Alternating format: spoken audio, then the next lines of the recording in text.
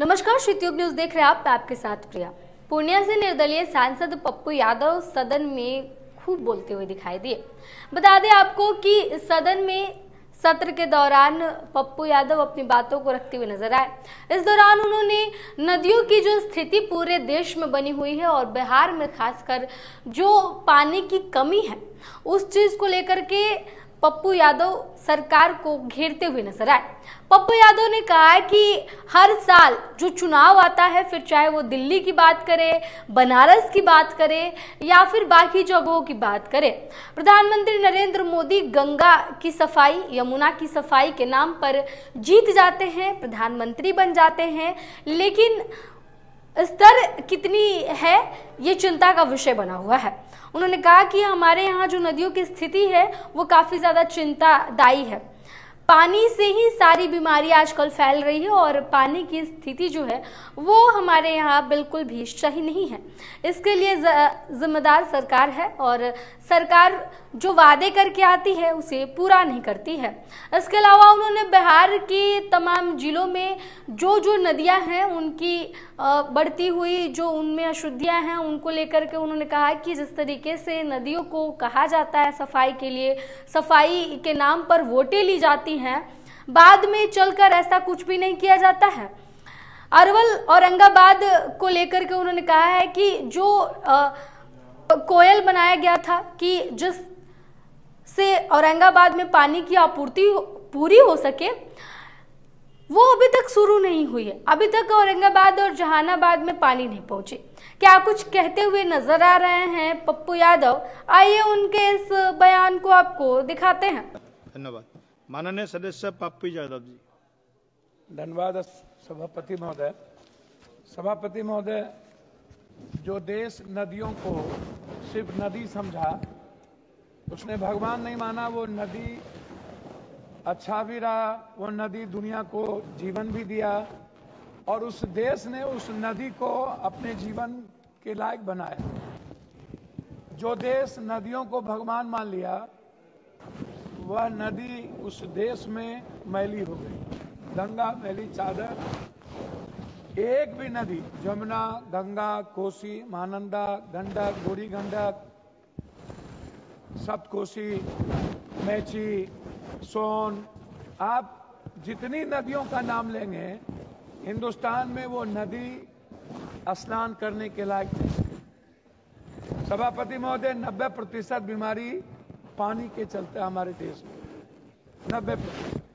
Arsenic और iron पानी। यह देश 500 साल पुरानी कब्र को खुनेगी, लेकिन यह देश एक स्वच्छ पानी पर, स्वच्छता पर काम नहीं करेगा। यह देश हवा पर काम नहीं करेगा। यह देश आर्सेनिक और आयरन पर काम नहीं करेगा। आप दूसरे देश में जाइए, मिनरल वाटर नहीं के बराबर मिलेंगे। वहां की नदी, वहां की पानी बिल्कुल साफ मिलेगा, क्योंकि वहां हिंदू मुसलमान नहीं है, वहां जात पात नहीं है, वहां पर मणिपुर नहीं है, वहां पर साउथ नॉर्थ नहीं है। वहां एक कंट्री है और कंट्री के लोगों के लिए काम किया जाता है। वहां पर इकोनॉमी के लिए काम किया जाता है। सभापति महोदय, मैं आपसे सिर्फ एक बात कहना चाहूंगा। ये जो बाढ़ आता है, ये प्राकृतिक प्रकोप नहीं है, ये मैन डिजास्टर प्रकोप है, मैन मेकिंग है। महोदय, मैं कोसी नदी से आता हूं। मेरे इलाके में 13 नदी है। आपसे सिर्फ मैं कहना चाहूंगा कि महोदय, आप इस बात को समझ लें कि जितने नदियां हैं, नदी की जो स्थिति है, जिस पर अभी काम करने की, जल नल योजना, नमामि गंगा कार्यक्रम, जल शक्ति, अटल भूजल योजना, जितनी योजनाएं, जल जीवन हरियाली अभियान के तहत आज तक अटल जी ने नदी जोड़ने की बात की। नरेंद्र भाई मोदी जी ने गंगा मैया मुझे बुलाई बनारस, और आज 11 सालों में ना तो दिल्ली की जमुना साफ हुई, ना दिल्ली के नाम पर, जमुना के नाम पर कितने चुनाव हो गए। गंगा सफाई के नाम पर प्रधानमंत्री जी 3 बार बनारस के प्रधानमंत्री हो गए। लेकिन यदि आप बनारस के पानी को जाएंगे, देखेंगे, तो वहां की गंगा इतनी प्रदूषित है जिसको आप बता नहीं सकते। हम आते हैं बिहार के बक्सर से लेकर पटना, और पटना से लेकर के पूरा का पूरा जो इलाका है नदियों का 3 हिस्सा महोदय, सभापति महोदय, 3 हिस्सा हमारा डिजास्टर से प्रभावित है। हमारा 3 हिस्सा बिहार बाढ़ से प्रभावित होता है। आज तक महोदय फरक्का एक तरफ, भीमनगर बैरेज एक तरफ, कई बार यह चर्चा हुई कि फरक्का बैरेज को नवीनीकरण करके चौड़ा किया जाए, नदी के गाद को, सेलेटिंग को पहले, सबसे पहले जितनी नदियां हैं, कोसी सबसे विकराल नदी है। पहले नदी वरदान होती थी सभापति महोदय, अब वो नदी अभिशाप बन गई। नदी हमारे लायक नहीं है, नदी जिंदगी को समाप्त करती है। एक तरफ जल जमाव, दूसरे तरफ बाढ़, और जब हम बात करते हैं नदी के गाद की सफाई की, आप उस पर चर्चा नहीं करते हैं। 90% नहर और केनाल, 80% आप पक्काकरण नहीं है। बड़ा केनाल को छोटे केनाल में ले जाने की कोई व्यवस्था नहीं है महोदय। डैम बनाने की बात, जहां पर 3000 मेगावाट बिजली उत्पादन होगा। नेपाल जब पानी छोड़ता है, इस बार 6,61,000 क्यूब पानी छोड़ा गया। यदि 7 लाख क्रॉस कर गया होता तो कोसी सीमांचल का एक भी व्यक्ति जिंदा, सभापति महोदय, मैं नहीं बचता। आप इसको जान लीजिए। 7 लाख 8 लाख पानी गया तो हम लोग चले गए। पूरा का पूरा प्रेशर नेपाल का पूरा बैरेज, भीमनगर बैरेज पर पड़ा हुआ है। कभी भी भीमनगर बैरेज टूट सकता है, लेकिन इसकी चिंता नहीं है। हमें हाई डैम बनाने पर हमको जोर देना चाहिए। अब मैं अनंत बस सिर्फ पॉइंट वाइज करके जाता हूं महोदय। मेरा आपसे आग्रह है कि एक तरफ हम 3 हिस्सा बाढ़ से प्रभावित है, और एक तरफ हम हमीदनगर अरवल हम कोयला परियोजना जो बन के तैयार है, लेकिन औरंगाबाद जहानाबाद में पानी नहीं जा रहा है। हमीदनगर पुनपुन महोदय जो सबसे इंपॉर्टेंट है, और वो उसको समझने की जरूरत है।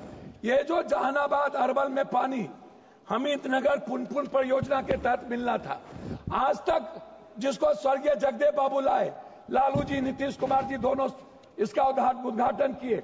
अरवल, जहानाबाद, गया, औरंगाबाद में आज तक पानी नहीं गई, और इस पानी को पाइप के द्वारा नालंदा ले जाने की बात हो रही है महोदय। मैं लास्ट करना चाहूंगा, मैं लास्ट आता हूं। महानंदा बेसिन, महानंदा बेसिन की स्थिति क्या है? महानंदा बेसिन परियोजना ये बहुत ही गलत परियोजना ली गई है मैडम। यदि ये बड़ा बांध बन गया तो आप जान लीजिए मनिहारी, बारसोई, बायसी, अमोर, रोटा, इस इलाके का 10 लाख किसान बर्बाद हो जाएगा। मैं आता हूं, लगभग 40,000 हेक्टेयर से ज्यादा जमीन किसान। लास्ट कर रहा हूं मैं लास्ट कर रहा हूं भैया, लास्ट। कोसी मेची जोड़ो परियोजना, मैं आपसे सिर्फ एक रिक्वेस्ट करूंगा। डीपीआर के मुताबिक परियोजना कार्य करेगी, लेकिन कोसी मेची परियोजना एक खतर। मैं लास्ट करता हूं, 1 मिनट हमको दिया जाए, कि स्थिति बहुत बुरी है। मैं आग्रह करना चाहूंगा, कोसी मेची परियोजना जब तक आप सेलेक्टिंग नहीं निकालिएगा, जल जमाव रहेगा। आप जब तक पक्काकरण नहीं कीजिएगा, ये ठेकेदार को आप देंगे। 2 बात कहना चाहूंगा सभापति महोदय, मैं लास्ट। सभापति महोदय 1 मिनट सभापति जी 1 मिनट, 1 सेकंड सभापति जी, 1 सेकंड 30 सेकंड में जी, 20 सेकंड। मैं जल नल योजना, मैं जल नल योजना इसके कर रहा हूं। जल नल योजना 90% हमारे पूर्णिया में, कोसी में, मधेपुरा में।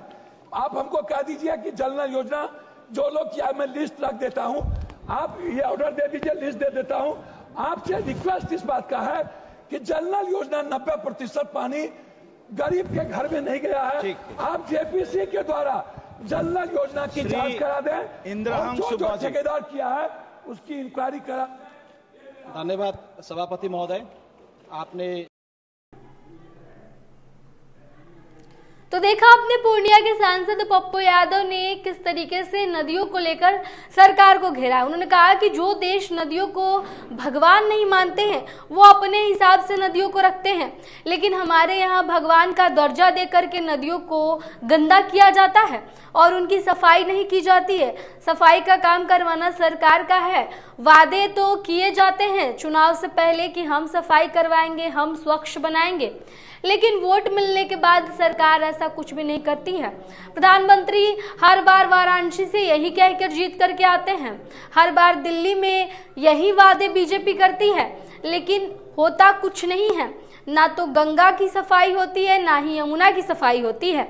इन तमाम बातों को कहते हुए पप्पू यादव नजर आए।